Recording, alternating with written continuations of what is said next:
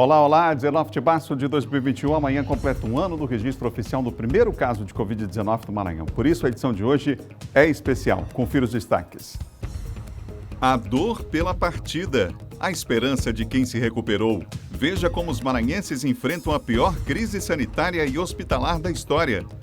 Profissionais que trabalham na linha de frente de combate à doença voltam a apelar para que a população colabore na diminuição do número de casos. Decreto que estabelece medidas restritivas deve ser prorrogado nesta sexta-feira. Caixa anuncia calendário do novo auxílio emergencial.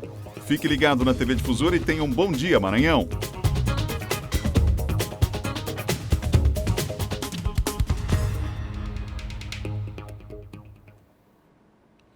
Bom dia para você. Nessa sexta-feira estamos juntos mais uma vez, unindo todo o Maranhão através da informação. Há um ano, o Maranhão confirmava o primeiro caso de Covid-19. De lá para cá, convivemos com situações diferentes, como um lockdown na Grande Ilha de São Luís, a diminuição na curva de casos e agora a volta do pior momento da pandemia, a maior crise sanitária e hospitalar da história. Muitos profissionais que trabalham na linha de frente da Covid tiveram que conviver de perto com o risco, o medo e a perda de colegas nessa batalha. Caos. O Brasil hoje é um caos, nós estamos vivendo a maior crise sanitária e humanitária da nossa história. Foi a tarefa mais difícil da minha vida e vem sendo a tarefa mais difícil de minha vida. É a tarefa no sentido de evitar que pessoas morram. Chegando a mais de 3 mil mortes por dia, o Brasil lidera o triste ranking internacional de óbitos diários pela Covid-19. O cenário pandêmico no Maranhão também é alarmante. Atualmente, 12.944 pacientes estão com o vírus ativo. É o maior número de infectados ao mesmo tempo aqui no estado, que já tem mais de 230 mil casos confirmados.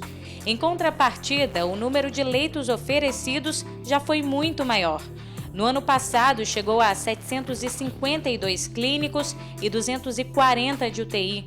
Agora são 493 e 139, respectivamente. Com a taxa de ocupação acima de 90%, o sistema de saúde beira o colapso. Se naquela primeira onda as pessoas tinham medo e ficavam mais em casa, nessa segunda onda as pessoas perderam o medo, né? E é uma contradição, porque o vírus agora é muito mais grave, a possibilidade, né, de fatalidade aumentou e as pessoas, paradoxalmente, perderam o medo do vírus.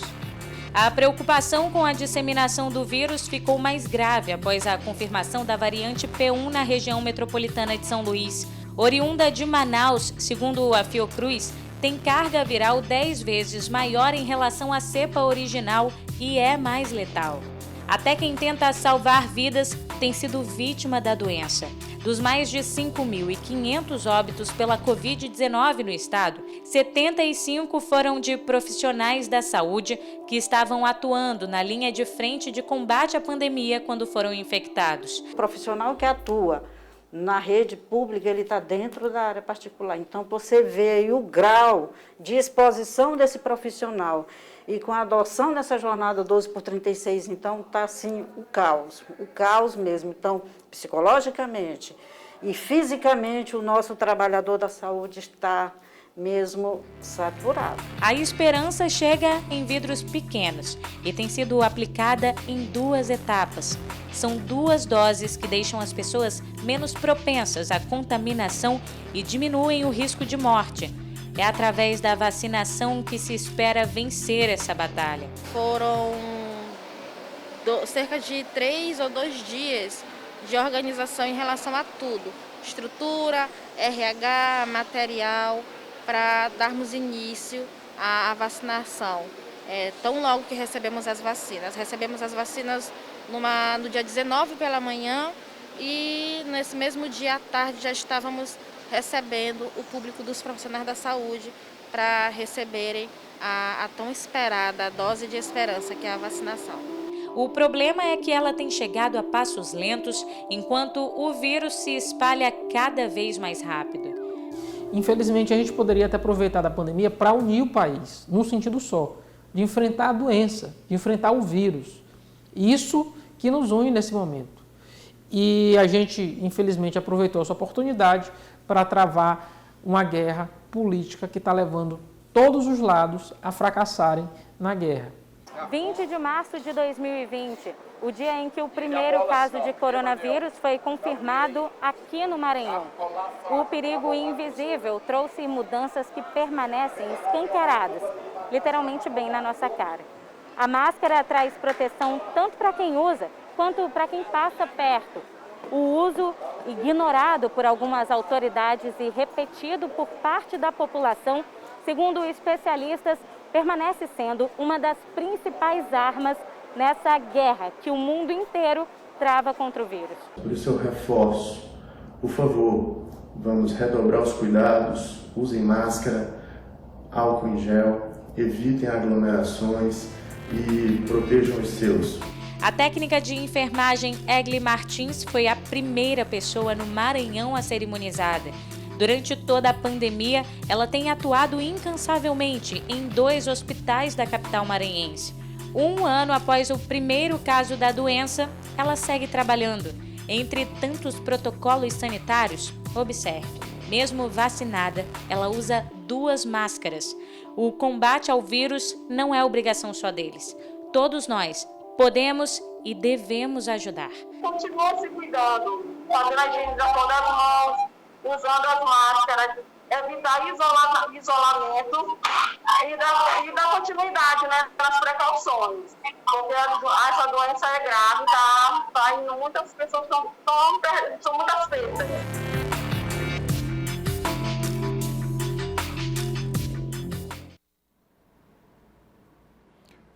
São 7h07. Daqui a pouquinho a gente mostra mais uma reportagem especial falando sobre os casos de Covid do Maranhão, falando das famílias, o impacto disso enorme nas famílias maranhenses e também das pessoas que passaram pela doença, como é que elas encaram a vida hoje, o apelo que elas fazem para a gente tentar diminuir o número de casos aqui no estado. Daqui a pouquinho. A gente segue agora falando de números. A Secretaria de Estado da Saúde divulgou o último boletim com os dados da pandemia aqui no Maranhão e a gente confere na tela esses números. 231.874 é o total de casos, número de recuperados 213.158. Os casos ativos somam agora 13.113. Os óbitos subiram para 5.603, sendo 30 óbitos nas últimas 24 horas feito esse registro. Os novos casos, 147 na ilha, 67 em Imperatriz, 585 casos, subiu também esse número em relação às demais regiões. Quando a gente fala casos registrados, é porque não necessariamente aqueles óbitos aconteceram naquela data, mas há uma totalização, alguns números às vezes atrasam de um dia para o outro, final de semana, em relação ao registro. Então, ao registro de 30 óbitos nas últimas 24 horas, a gente tem tido, infelizmente, essa média de registros nos últimos dias. Você ligado aqui no Bom Dia Maranhão nessa manhã, vem comigo aqui porque agora nós temos informações ao vivo, porque os governadores estão pedindo para comprar medicamentos para o kit intubação. Esse kit tem faltado em algumas regiões, principalmente lá no Rio Grande do Sul, por exemplo, que vive hoje o pior momento em relação aos outros estados da federação. O Eduardo Bueno está com a gente aqui, tem os detalhes, é fundamental essa compra, hein, Eduardo? E agilidade nisso. Bom dia. Pois é, Adalberto, um ótimo dia para você, bom dia a todos, é fundamental. Inclusive, você estava falando da situação do Rio Grande do Sul. O Rio Grande do Sul teve que comprar medicamentos para intubação no Uruguai, país vizinho, por conta da falta, viu? Inclusive, existem estados aí que tem, no máximo, cerca de 20 dias e até 10 dias de estoque desse kit intubação. Então, a solicitação é para o Ministério da Saúde realizar a compra para que não haja desabastecimento. Imagina só, nesse momento tão preocupante, um dos piores momentos que nós estamos atravessando da pandemia de Covid-19, faltar medicamentos para quem está ou no leito de UTI ou está esperando aí para ser entubado. A situação é muito grave. O Ministério da Saúde disse, viu, Adalberto, que já iniciou a compra desses medicamentos, inclusive já recebeu informações de 24 estados e o Distrito Federal devem enviar esses medicamentos nos próximos dias. Ele disse, inclusive, o estoque, da realização dessa compra são 665.507 medicamentos para um período de 15 dias. Então, para os próximos 15 dias, o Ministério da Saúde está garantindo a compra desse kit intubação. Além disso, o Ministério também informou que habilitou mais 1.639 leitos de UTI em todo o Brasil. Eu volto ao estúdio com você, Adalberto Melo. Obrigado, Bueno, pelas informações. São 7 horas e mais 10 minutos, 7 horas e 10 minutos. Estamos hoje nessa edição especial do Bom Dia Maranhão, falando de Covid-19, da chegada da pandemia aqui, quando no estado o primeiro caso foi confirmado, foi no final de semana, né? No dia 20 foi confirmado esse caso. A gente fez o Bom Dia na segunda-feira, lembrando o caso que foi anunciado no fim de semana, a confirmação desse caso. Naquela época, cerca de 100 casos estavam sendo investigados e o primeiro caso foi confirmado no Maranhão. Vamos relembrar esse momento, quando o governador Flávio Dino fez uma entrevista coletiva para oficializar, então, essa informação da chegada da pandemia aqui ao estado. Vamos ver. Às 21 horas e 50 minutos, a confirmação do primeiro caso, a confirmação científica em laboratório da ocorrência do novo coronavírus no Maranhão. Esse caso foi identificado, é uma pessoa que está sem sintomas graves, encontra-se em isolamento domiciliar, ele e a sua família. Temos também um outro caso fortemente suspeito, ainda não confirmado definitivamente, mas aí sim com sintomas. Ele se encontra nesse momento na UTI do Hospital Carlos Macieira desde o dia de ontem. Então nós estamos lidando concretamente com um caso com 100% de confirmação e um caso fortemente suspeito, o primeiro em isolamento domiciliar, ele e a sua família, e o segundo em tratamento no Hospital Carlos Macieira. Esse foi, portanto, o registro do primeiro caso oficial aqui no estado, há exatamente um ano aqui no estado do Maranhão. Daqui a pouco a gente vai voltar a ouvir os maranhenses que moram em outros países e como estão enfrentando a pandemia. A gente fez isso no ano passado, dando voz aqui a maranhenses que estavam na China, que estavam na França, na Itália também, e a gente vai voltar a ouvi-los nesse momento para tentar aprender, inclusive, com eles como esses países têm enfrentado essa pandemia e também o alerta para nós aqui no nosso estado para tentar diminuir, inclusive, o número de casos. São 7 horas e mais 12 minutos. Agora a gente acompanha na tela os números da vacinação atualizados em todo o Maranhão e na capital. Lembrando que os municípios que alcançam 70% de vacinação recebem novas doses. Já chegaram novas doses ao Maranhão e a gente tem vacinas aplicadas no estado, 340.868, na maior atividade, né, gestão aí de logística feita já no estado, com voos semanais aí para distribuição dessas vacinas. As aplicadas em São Luís, 82.478, são números da Secretaria de Estado da Saúde e também da Secretaria Municipal. Daqui a pouco, aqui no estúdio do Bom Dia, nós vamos conversar com o secretário de Saúde de São Luís, atualizando a gente os dados sobre a pandemia, sabendo como que o São Luís, a capital do estado, lida com essa situação nesse momento e vai lidar, já que as autoridades afirmam que nós teremos aí pelo menos mais 8 semanas de pico, até chegar ao pico novamente dessa nova onda aí da pandemia, lamentavelmente. Agora nós vamos à Imperatriz com Geisel Nascimento. A gente acabou de falar aqui, Geisel, sobre a questão da vacinação. Ontem a gente rodou aqui a reportagem falando sobre o consórcio, né, que a Imperatriz faz parte desse consórcio para a compra de novas vacinas. Como é que está o cronograma para a vacinação dos idosos a partir de hoje? Bom dia, Geisel. Bom dia, Adalberto Melo. Bom dia a todos. Segue normalmente esse cronograma. Esse cronograma de vacinação para os idosos de hoje, sexta-feira, é de 77 anos. A vacinação está acontecendo no horário das 9 horas da manhã até as 5 horas da tarde, na Escola Municipal Maria Francisca Pereira da Silva, antiga Mutirão, na Avenida Industrial, ao lado do cemitério Campo da Saudade. Agora vamos atualizar os números da Covid-19 aqui em Imperatriz. Vacinação, 92,47%. 17.839 doses aplicadas até a presente data, 18 de março de 2021. 10.992 recuperados, 90,77% dos casos. 550 casos ativos, pessoas em tratamento. 19,8% dos infectados estão em leitos de UTI. Grande maioria dos infectados em tratamento domiciliar. Na rede pública e privada, temos pacientes de mais de 20 municípios. Ocupação da rede privada, Hospital Unimed, 16 leitos de UTI Covid disponíveis, 16 leitos ocupados. Boletim informado no dia 17 de março. No Hospital Santa Mônica, 11 leitos de UTI Covid-19 disponíveis, 10 leitos ocupados. Boletim informado no dia 18 de março. Número de óbitos, 2020, maior trimestre em número de óbitos desde o início da pandemia, maio com 153 óbitos. Junho 90 óbitos, e julho, com 39 óbitos. Neste ano de 2021, janeiro teve um registro de 14 óbitos, fevereiro, 71 óbitos, março, 74 óbitos.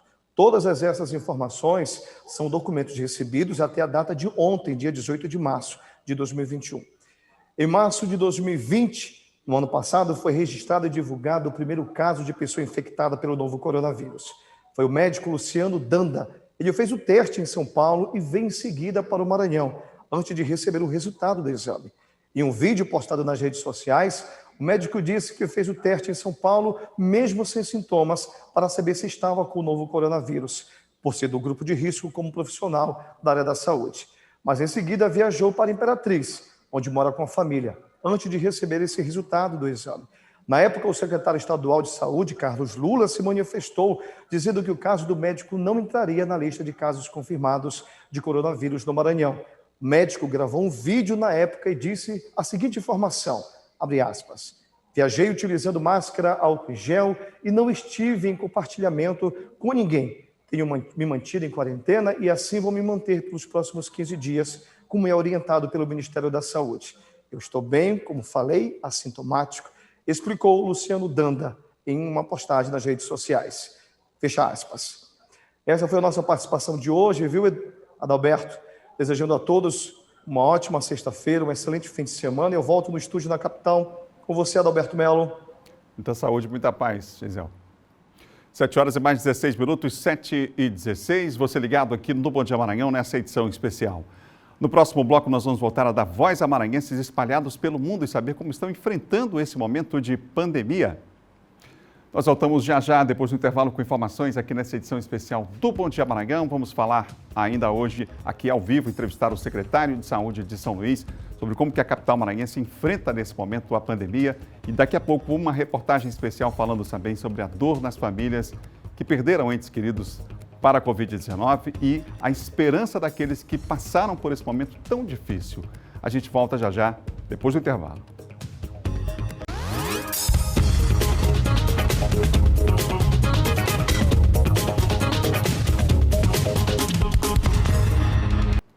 São 7 horas e 20 minutos de volta ao Bom Dia Maranhão, edição especial, quando o Maranhão completa um ano do registro do primeiro caso da Covid-19. Milhares de famílias maranhenses tiveram que conviver com a perda de familiares. Uma dor difícil de esquecer. Para quem passou pela pandemia e conseguiu se recuperar, as lembranças também ficam e o desejo de que as pessoas acordem para a realidade que vivemos e façam sua parte para evitar o aumento no número de casos. As fotos hoje são a lembrança de quando era possível chegar perto e abraçar. Mas o registro, em muitos casos, foi o que restou às famílias que perderam alguém para a Covid-19 e não tiveram o direito de uma despedida. Tem dor maior que isso?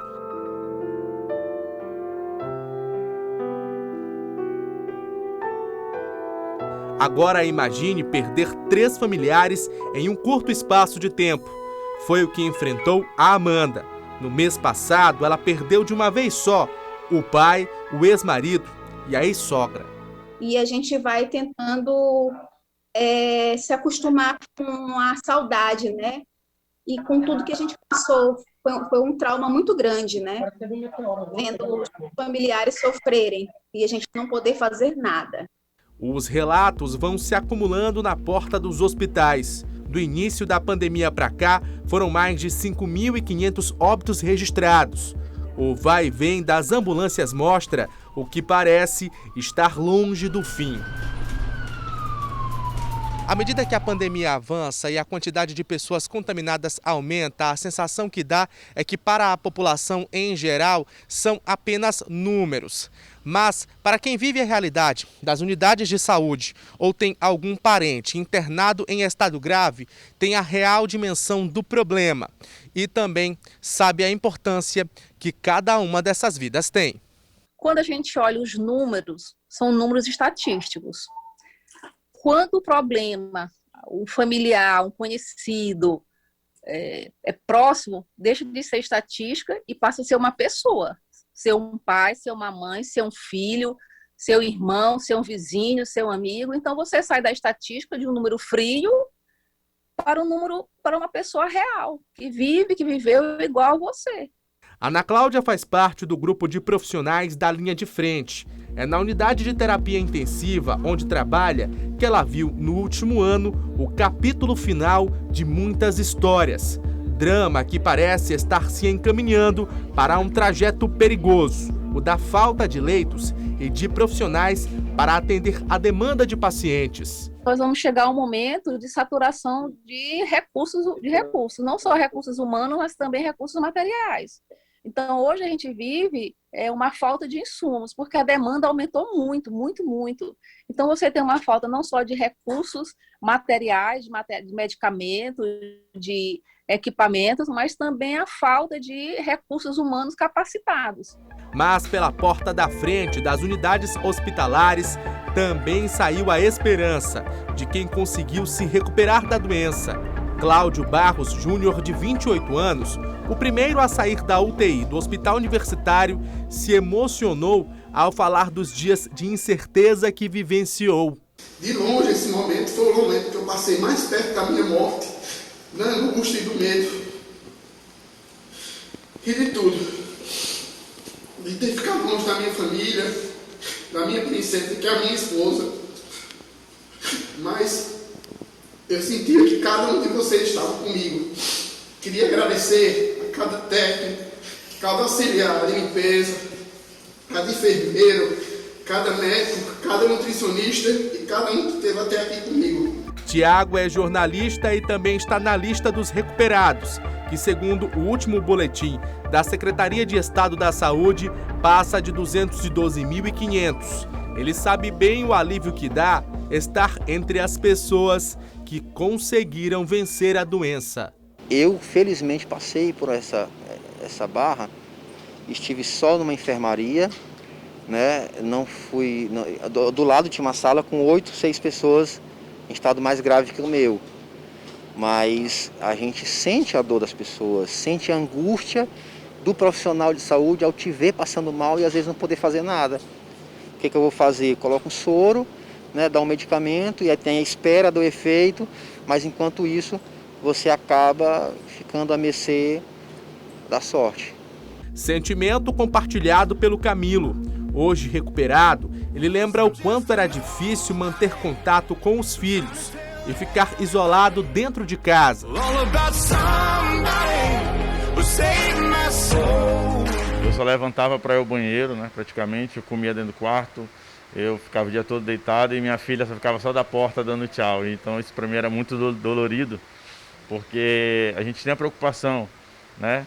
Não só com a gente, mas com o filho. Se você ainda duvida ou questiona a existência do vírus, veja estes recados.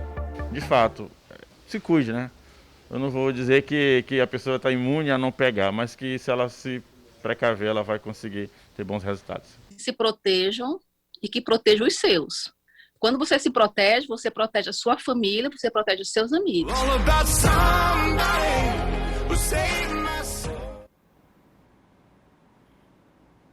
São 7h26, 7h26, edição especial do Bom Dia Maranhão, quando o Maranhão completa um ano da chegada da pandemia aqui no estado. A distância nos separa dos maranhenses espalhados pelo mundo, mas a pandemia nos une em desafios muito parecidos. A partir de hoje aqui no Bom Dia, nós vamos voltar a dar voz aos nossos conterrâneos que enfrentam também esse momento, mas longe de sua terra natal. Nós fizemos isso há um ano e vamos voltar a contactar com eles para saber como estão superando esse momento de pandemia. Hoje eu converso com a Marcele Torres, que mora com a família no Canadá. Ela está com a gente, vai falar sobre a situação de momento. Marcele, primeiro, obrigado por nos atender tão cedo. Eu sei que aí são 6h28 da manhã, está bem cedo mesmo, mas te agradeço a participação.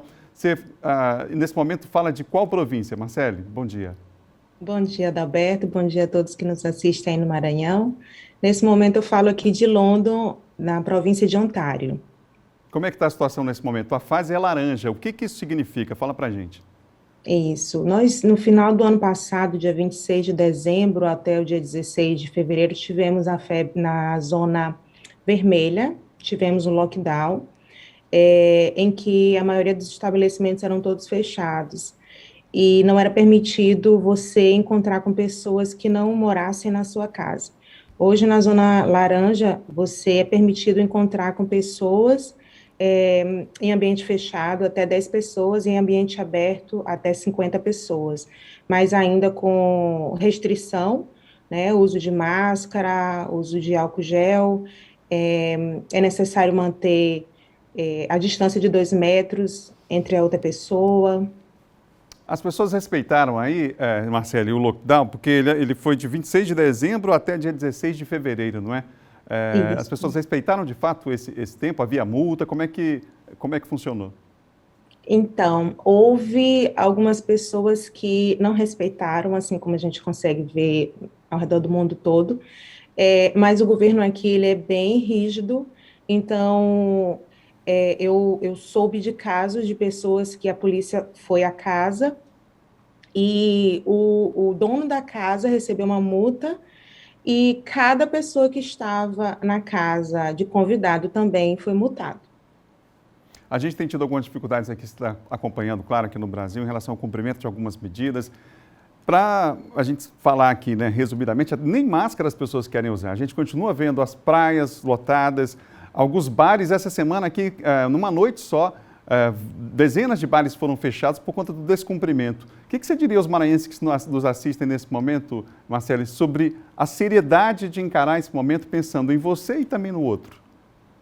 Eu acredito que, sim, precisa consciência da parte de todas as pessoas. Enquanto as pessoas agirem como se fosse algo fora da sua realidade, esse vírus vai continuar entre a gente. Aqui, dentro de restaurante, é permitido até 50 pessoas, porém, somente 4 pessoas dentro em uma única mesa, né? E todas as pessoas precisam usar máscara. Para você ter ideia, eu trabalho cozinhando para idosos, né? E no meu trabalho eu preciso usar tanto a máscara quanto o shield, né? Uma proteção no meu rosto. Eu não posso estar em contato com outras pessoas diretamente. Então, é necessário a conscientização para que esse vírus possa diminuir, né? De espalhar aí entre as pessoas.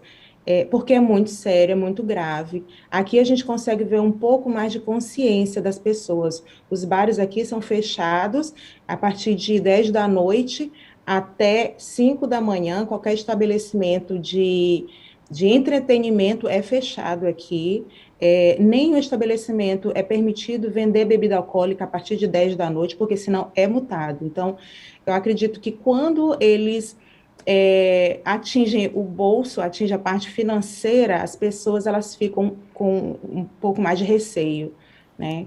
Nosso tempo já está quase esgotado, infelizmente, mas como é que está o ritmo de vacinação aí na província de Ontário, do Canadá? Atualmente, eu pesquisei ontem nos dados oficiais aqui do site do governo, nós tivemos um número de 54.508 pessoas vacinadas até o dia 14 de março. Eu me incluo nesse número porque eu trabalho com idosos, né? Eu tomei a primeira dose em fevereiro e a segunda essa semana. Para fechar, como é que está distante num outro país, inclusive você que tem inclusive uma mãe que é idosa, que mora aqui em São Luís do Maranhão, como é que fica o coração, como é que fica esse momento? Muito triste, muito preocupada, né? Eu gostaria muito que a pandemia pudesse ajudar, que eu fosse ao Brasil esse ano. Eu estou há 3 anos aqui sem poder ir ao Brasil, né? Com planos realmente para ir, mas sem conseguir ir, nem sem conseguir receber alguém aqui. Então, assim, é pedir que todos, tanto a minha família quanto as outras pessoas que eu conheço e não, né, a população em geral, que tenham consciência e façam a sua parte para diminuir o espalhamento desse vírus, né? Obrigado, Marcele, pela entrevista, mais uma vez aqui para todo o Estado. Obrigada. Marcele Torres está no Canadá. A gente volta a dar voz aos maranhenses espalhados pelo mundo. Na segunda-feira, a gente vai mostrar aqui no Bom Dia como é que está a situação na Alemanha, ouvindo uma maranhense que está lá, mora com a família e que depois de um ano volta a participar aqui do nosso programa, trazendo informações para nós. Bom, agora a gente vai mostrar a história de um grupo que se uniu com o objetivo de tentar ajudar a amenizar os impactos econômicos da pandemia na vida de famílias maranhenses. Esses gestos de solidariedade se espalham pelo mundo todo. Vamos ver. De um lado, tem milhares de famílias vulneráveis em razão da pandemia. Do outro, voluntários, centenas deles, que somaram esforços para alcançar vidas e levar um pouco de conforto em meio a tantos problemas. O movimento União MA faz parte do União BR, que já alcançou milhares de pessoas Brasil afora. No país, o movimento começou em março e já reúne 3.000 voluntários. Está em 20 estados e 5 regiões. O Maranhão aderiu em abril e já distribuiu cestas e outros materiais de prevenção contra a Covid-19 e de higiene, por exemplo. A gente faz essa solução emergencial, foi através de cestas básicas, primeiramente, depois nós conseguimos fazer doações de máscara e as famílias elas foram todas mapeadas. A gente atuou principalmente, primeiro, foi nas áreas de palafitas, onde as pessoas estavam sofrendo de imediato os impactos da pandemia. Então lá foi a nossa primeira área de atuação e após isso a gente foi atuando em várias outras comunidades por São Luís inteira. De lá para cá, o movimento União MA já distribuiu mais de 80 toneladas de alimentos e já arrecadou mais de R$400 mil, que possibilitou a ajuda a 41 mil pessoas. Esse momento é um momento também de reconhecimento tanto do movimento quanto para os grupos que fazem parte desse movimento, né? Eu gostaria até de citar alguns, porque estão desde o começo integrados e sempre ajudando na logística de entrega, na logística de mapeamento, como o Grupo MAGE, o CIT, o Voluntários do Bem, o Empoderar-se, o Amor de Maria, então como vários outros, mas esses grupos eles estão sempre, bem como o Evangelize também, eles estão sempre com a gente, desenvolvendo esse trabalho de mapeamento, de entrega, e cada um deles tem, em média, 100 voluntários. Nesta escola de música é o ponto, tanto para aqueles que desejam trazer a cesta básica, que vai chegar na casa de alguém, quanto também para quem vai receber. Mas se você quiser fazer a doação, tem outra forma, através da internet. A vaquinha da vez é para ajudar quase 300 pessoas que atuam no meio artístico e foram muito afetadas na pandemia. Nessa campanha, a gente tem um link na bio do Instagram e a pessoa que está precisando, que é da área da música, ela vai lá no formulário, preenche alguns dados básicos e aí a gente já tem esses dados. E a gente entra em contato com eles e pede para vir aqui, né, receber a cesta. Parabéns a todos envolvidos na campanha, pela iniciativa, aqueles que doam também, viu? É um momento especial que vivemos, precisamos estar cada vez mais unidos.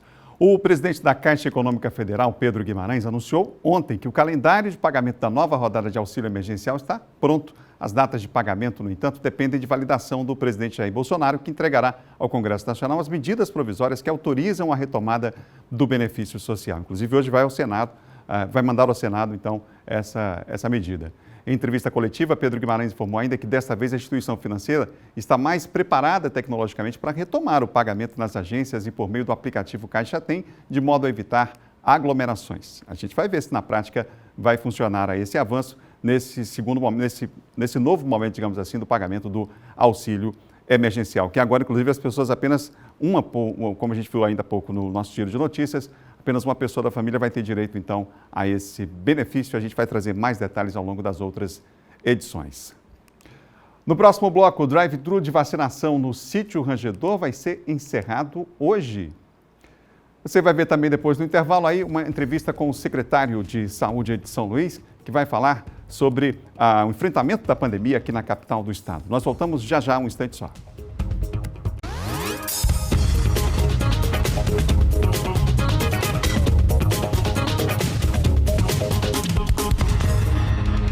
Estamos de volta com o Bom Dia Maranhão ao vivo aqui na TV Difusora. Aqui no estúdio eu recebo o secretário municipal de saúde de São Luís, o médico Joel Nunes Júnior. Secretário, nós temos aí 4 registros de morte, foram feitos oficialmente nas últimas 24 horas, 147 pessoas foram positivadas para a Covid-19, taxa de ocupação de UTIs em 95%. Esses números devem fazer o município, secretário, anunciar alguma medida para evitar a proliferação da doença ainda essa semana? Bom dia a você, Alberto. Bom dia a todos que nos assistem. Uma satisfação enorme falar com vocês. Bom, são números, claro, que nos preocupam o tempo todo e esses números a gente avalia diariamente em nosso gabinete de crise que foi instituído, mas a gente ainda espera a repercussão das medidas que foram adotadas, né? Então, as medidas maiores foram adotadas a partir da segunda-feira passada, e aí a gente vai esperar a próxima semana para que a gente avalie o resultado dessas medidas que foram instituídas pelo governo do estado. Dá para dizer que o lockdown é descartado? Agora não dá para descartar nada por enquanto, né? Essa é uma discussão que sempre está à baila, ela sempre está à mesa. E como eu falo, a gente avalia esses números diariamente, muitas vezes a gente senta mais de uma vez por dia para avaliar os números de taxa de transmissão, de taxa de ocupação, de óbitos e tudo, para que a gente possa realmente tomar medidas baseadas em evidências, não medidas baseadas em achismo e nada que o valha. Então, há sim sempre essa discussão, é uma discussão que é óbvio, seria tomada em última instância, é uma medida que ninguém quer, mas nunca está descartada essa possibilidade, infelizmente. Como é que estão os dados em relação à ocupação de leitos aqui na capital específicos para a Covid-19?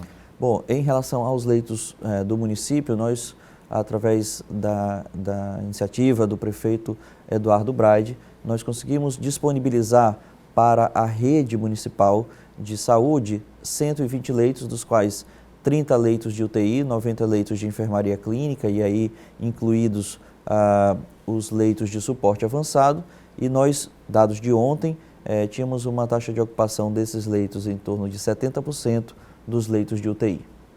Secretário, há quem aposte, quer dizer, ontem inclusive a gente viu o presidente do CONAS, do Conselho Nacional do Secretário de Saúde, que é o Carlos Lula, falando sobre 8 semanas de um pico, né, até chegar ao pico dessa fase da pandemia. E aí, claro, foi uma preocupação natural, por exemplo, com a quantidade de respiradores, oxigênio, enfim. Os governadores anunciaram até compra de insumos também, especificamente usados nas unidades de terapia intensiva, não é? Como é que está essa situação em relação a essa estrutura aqui no município?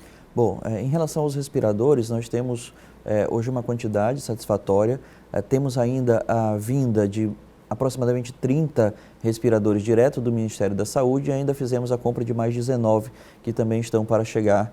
Isso tudo para que nós possamos deixar uma reserva técnica bem tranquila, até porque esses respiradores vindos do Ministério da Saúde, nós não estávamos contando com eles, né? Inclusive agradecer ao deputado federal Aloysio Mendes, que foi quem fez a intermediação para que nós conseguíssemos esses respiradores. E nesse momento, quanto mais, melhor, né? Então a gente tem uma preocupação sim em relação ao aumento ainda mais exponencial do número de casos por conta dos insumos. O oxigênio é uma preocupação que nós temos até por conta do que se vê não só aqui no Maranhão, mas no Brasil afora, em relação à escassez do oxigênio. E por isso, inclusive, nós instituímos um gabinete de crise do oxigênio que conta, inclusive, com a participação do Ministério Público, para que nós possamos fazer a análise do oxigênio. Nós utilizamos uma calculadora científica que foi disponibilizada pela OPAS para que nós pudéssemos calcular a nossa capacidade máxima de oxigênio utilizadas em nossas unidades que tratam de Covid e até mesmo das não Covid, mas que também utilizam oxigênio em suas UTIs. E de posse dessa ferramenta, nós colocamos isso ao conhecimento dos nossos fornecedores de oxigênio para que eles nos disponibilizem um plano de contingência e em reunião que já tivemos previamente com esses fornecedores, nos foi repassado que neste momento nós ainda temos uma quantidade suficiente, mas como lhe falava em off, a gente não sabe precisamente o quanto tempo que isso ainda vai durar. Então, se durar aí 4, 6 semanas, a gente tem uma relativa tranquilidade, mas se isso se postergar, aí realmente podemos ter complicações, a semelhança do que tem acontecido no resto do Brasil. Secretário, hoje vacinam os idosos de 74 anos, pela manhã nascidos em janeiro, fevereiro e março, nascidos em abril, maio e junho no horário da tarde, no Multicenter, no Coafuma e no Drive-Thru na Universidade Federal do Maranhão.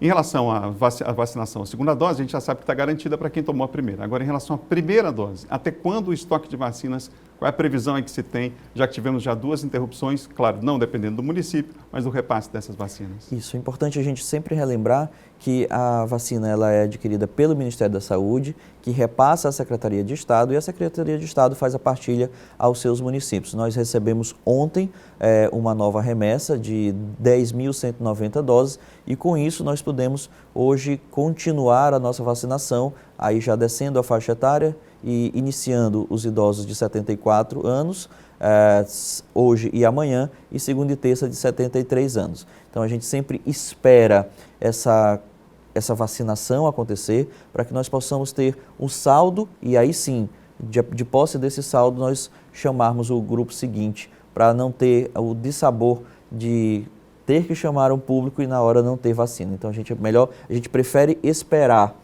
o saldo remanescente para que a gente possa chamar o público seguinte. Mas pela quantidade de doses que temos hoje aqui, isso pode dizer que até a semana que vem não teremos interrupção, provavelmente? Provavelmente não.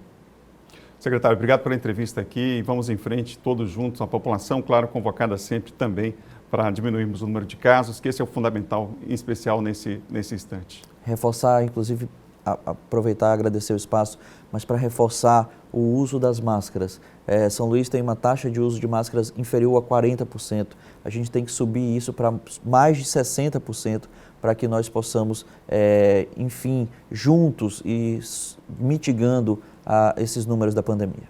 Obrigado, secretário. Eu que agradeço. Vai ser encerrado hoje o drive-thru de testagem para a Covid-19 montado no sítio do Rangedor. É para lá que nós vamos agora ao vivo com o Eduardo Ericeira, que tem outras informações. Eduardo, bom dia. Pois é, Adalberto, muito bom dia a você, bom dia a todos que acompanham o Bom Dia Maranhão. A gente começa fazendo um balanço, né? A gente lembra que esse sistema de drive-thru que foi montado aqui no Parque do Rangedor teve início no dia 20 de janeiro e foram realizados até a última quarta-feira, que é o balanço que a gente tem aqui, segundo a empresa maranhense de serviços hospitalares, que nos repassou a informação que cerca de 30 mil atendimentos foram realizados aqui no drive-thru do Parque do Rangedor, sendo que quase 80% dos testes apresentaram resultado negativo, mas também a gente lembra que alguns testes, claro, a pessoa apresentou resultado positivo, algumas pessoas com sintomas, outras com sintomas mais leves e outras até assintomáticas, por isso que é fundamental essa questão da testagem. Inclusive, o presidente da empresa maranhense de serviços hospitalares, o Marcos Grande, ele falou sobre a importância desse tipo de serviço. Segundo ele, cumpriu bem o seu papel, está encerrando hoje ao dar ferramentas para monitorar os casos ativos. As equipes também puderam orientar a população, esse trabalho de orientação é fundamental, já que tem muitas dúvidas em relação à questão da doença. Também os profissionais de saúde que trabalham aqui podem fazer esse trabalho de orientação. A testagem é um dos pilares que foi adotado aí pelo governo do estado no enfrentamento à Covid-19. A gente lembra que não foram só idosos, claro, foi a grande maioria do público testado aqui no drive-thru, ao todo 60 anos de idade ou mais de 60 anos ou até 60 anos, foram 14.160 pessoas, mas outras pessoas também foram testadas. Por enquanto aqui está a questão da organização, a partir das 8 horas da manhã começa aqui a testagem, uma fila já se forma aqui na Avenida Luiz Eduardo Magalhães, daqui a pouquinho, a partir das 8 horas da manhã, começa o último dia de testagem aqui no drive-thru do Parque do Rangedor. A gente volta com você, Adalberto Melo, desejando um ótimo fim de semana a todos. Portanto, você tem imagens aí, daqui a pouco começa a testagem do drive-thru. Eduardo trouxe todos os detalhes para você. São 7 horas e 48 minutos, agora nós vamos à região dos Cocais, nessa edição especial do Bom Dia, falar com a Raquel Souza. Raquel, é claro que o assunto hoje é exatamente a pandemia. Bom dia. Olá, bom dia, Adalberto, isso mesmo. E a gente, bom dia a você, bom dia a todos.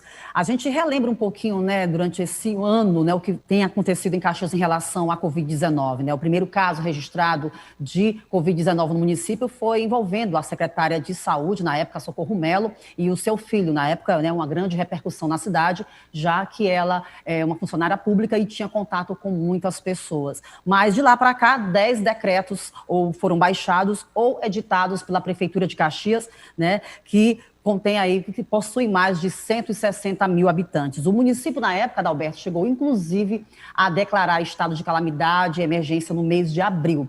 Então, o primeiro registro de morte no município, né, por conta da doença, trouxe ainda mais pânico na cidade e foi de um senhor de 80 anos de idade que já tinha comorbidade.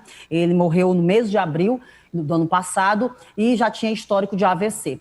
E Caxias, né, está em estado de alerta com o aumento dos casos, né, de reinfecção, inclusive. O presidente da Câmara Municipal de Caxias testou novamente positivo e também o estado de alerta em relação ao número de óbitos, que é de 161 casos até agora. Então, até ontem à noite, o número de leitos de UTI estavam ocupados em até 100%. Olha só, clima bem complicado. E geralmente, quando dá uma baixa, oscila entre 90% a 100%.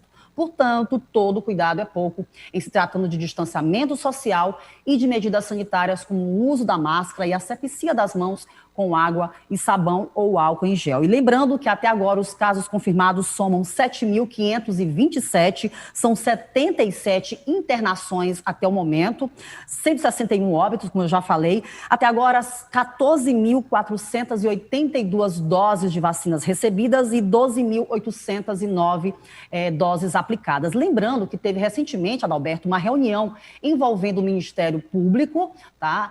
Prefeitos de vários municípios da região, né, que somos 6 municípios da região, incluindo Caxias, o Comitê de Enfrentamento, para decidir aí quais as próximas estratégias para aumento de leitos de UTI. Lembrando que o Estado já, né, disponibilizou 27 novos leitos para o Hospital Macro-Regional de Caxias.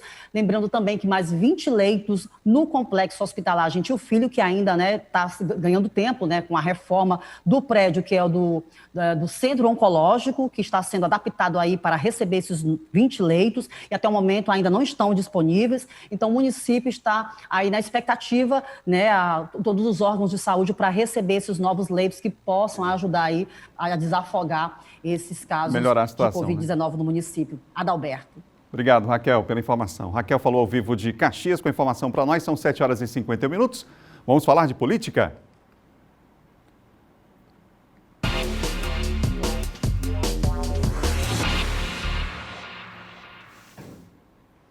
Vamos falar de política nessa edição especial do Bom Dia, John, mas claro que começando falando sobre relação entre a política, claro, que é fundamental, e esse momento de pandemia que vivemos. O presidente Jair Bolsonaro entrou no Supremo Tribunal Federal para tentar barrar aí medidas mais restritivas por parte dos governadores, é isso, John? Isso mesmo, ele anunciou isso ontem, Adalberto. Bom dia a todos, né? Naquela live semanal de quinta-feira, ele anunciou que vai aí entrar com uma DIN, né, no STF para tentar conter essas medidas, né, que foram medidas de lockdown, né, ações mais restritivas, mais duras, impostas por alguns governadores e alguns prefeitos também. Então, ele vai tentar... Ele entende como desnecessário nesse momento. Ele entende que o discurso que ele tem tido... São medidas muito radicais. Radicais, exatamente. Podem prejudicar a economia, né, pode prejudicar aquelas pessoas que trabalham, né, que são autônomos, precisam colocar o alimento todo dia na mesa. Então, ele acha que isso acaba atrapalhando e por isso ele vai entrar com essa ação, Adalberto, para tentar conter e reverter isso. John, Gil Coutrin se filia ao Republicanos? Se filiou ao Republicanos, uma surpresa, Adalberto. A gente foi uma surpresa, né? Ele vai conversando com os outros partidos também, o Gil Coutrin, mas conversou com o PSDB, conversou com o PSL, mas ontem ele se filiou ao Republicanos. Nós temos aí um trecho aí de uma parte do presidente nacional do Republicanos, o deputado Marcos Pereira, fala sobre a filiação do Gil. Vamos ouvir. Vamos ouvir. Você será muito bem-vindo, muito bem recebido, acolhido pela bancada e tenho certeza que você será feliz, porque o nosso partido, como o presidente Arthur disse, é unido e vamos estar unidos, continuar unidos, agora com mais um soldado em prol do Brasil e em prol do Maranhão, fazendo as medidas e tomando as medidas que precisam ser tomadas para o senador Everton. Gerar emprego e renda. Eu costumo dizer que emprego é o melhor programa social. E tenho certeza que o senador Everton vai poder fazer isso muito bem no Maranhão, nosso futuro governador, e o Gil e o Kleber vão continuar nos ajudando aqui em Brasília. Bem-vindo, Gil. Gil agora é mil. E aí, Adalberto, só reforça, né, aí o alinhamento agora dos republicanos ao grupo do senador Everton, né? E sabe daqueles critérios, né, que serão definidos pelo governador Flávio Dino no final do ano, e um deles é a questão de agregação política, né, de grupo político. E o Everton vem fazendo dever de casa, soma mais um partido, né, republicanos, aí a seu projeto político. Ô, John, a ex-governadora Rosiana Sarney anunciou que é candidata à presidência do MDB aqui no estado? Renovou por um período de tempo o mandato do João Alberto, ex-senador, e ela, Adalberto, pretende disputar, né, o comando do partido, com vistas às eleições futuras do MDB. Ela pode ser candidata a deputada e também no sentido de pacificar, né, o MDB, tendo o Roberto Costa como o vice-presidente. Então é uma forma de pacificar, de reestruturar o partido e também de colocar a governadora no cenário eleitoral. Obrigado, João. Até amanhã. João Coutrin falou de política aqui no Bom Dia. A gente vira a chave da política para o esporte para falar da maior competição regional do país no primeiro semestre.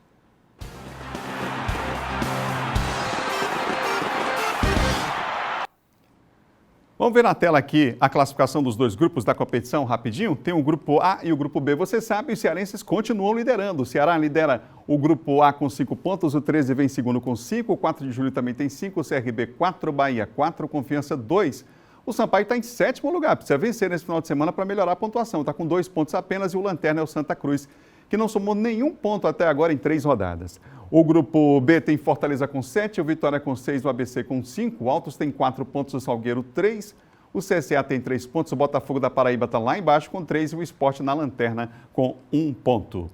Agora vamos conferir aqui uma cartela com jogos da rodada do fim de semana. Alguns desses jogos você vai ver. Aqui na Difusora a gente transmite Ceará e Fortaleza ao vivo, amanhã à tarde, 4 horas da tarde. Tem Bahia enfrentando a equipe do Sport, tem o Confiança pegando o Salgueiro, tem também o Santa Cruz que joga com a equipe do CSA. O Sampaio pega o Vitória amanhã, 8h30 da noite, o 4 de julho vai enfrentar a equipe do Altos, o 13 pega o ABC e o CRB joga com o Botafogo da Paraíba. Pois é, o Sampaio pega amanhã à noite o Vitória da Bahia, precisando de vitória para voltar a crescer aí na competição. O time conseguiu quebrar um jejum de 5 partidas sem vencer quando bateu o Imperatriz no meio da semana pelo estadual, vencendo por 2-0. Já marcou inclusive um golaço, mas disse que agora é hora de focar na Copa do Nordeste. Estou muito feliz pelo gol, é um gol na característica minha ali de driblar, ir para cima, bater de fora da área. Mas a gente sabe que ficou para trás, uma vitória importante que a gente precisava. Mas agora já viramos a chave, estamos focados no jogo contra o Vitória nesse sábado aí. Espero que possa vir mais uma vitória para a gente. As duas equipes se enfrentam 8h30 da noite no estádio Castelão. O meia Johnny disse que o Sampaio tem tudo para conseguir a sua primeira vitória na competição. A gente tem um jogo muito importante sábado, né? Contra a equipe do Vitória. É um jogo difícil, mas um jogo que a gente tem total condições de sair vencedor. A gente sabe que vai ser uma batalha. Sábado a gente vai buscar do começo ao fim vitória para que a gente consiga essa primeira vitória na competição e emende essas vitórias que estão por vir. E feliz, né, pela volta, estou preparado. Estou preparado para que o professor optar, para que ele precisar dentro de campo, vou estar preparado para corresponder à altura e ajudar a minha equipe na vitória, se Deus quiser. Amanhã à tarde você tem um encontro marcado com o futebol aqui na tela da TV Difusora. Vamos transmitir a partida entre Fortaleza e Ceará ao vivo, direto de Fortaleza, as emoções da Copa do Nordeste aqui na TV Difusora. Essa edição especial de hoje a gente fez aqui no Bom Dia com toda a nossa equipe, o trabalho de toda a equipe de jornalismo da Difusora, e a gente encerra com os números lamentáveis, infelizmente, depois de um ano da chegada da pandemia aqui no estado, 231.874 confirmados, o número de casos recuperados 213, mais de 213 mil, mais os óbitos 5.603 óbitos, sendo 30 registros nas últimas 24 horas, são números altos que precisam fazer a gente refletir. É com esse objetivo também que a gente fez essa edição especial de hoje, para relembrar os casos, a chegada do primeiro caso aqui, e assim que a gente encerra o nosso Bom Dia. Bom Dia termina agora, outras notícias você confere no nosso portal MA10. Os nossos sentimentos a todas as famílias que perderam familiares aí durante essa pandemia. Sigamos em frente com fé e foco, vamos em frente. Para você, uma boa sexta-feira, um bom final de semana. Na segunda, a gente se reencontra às 7 horas da manhã. Até lá.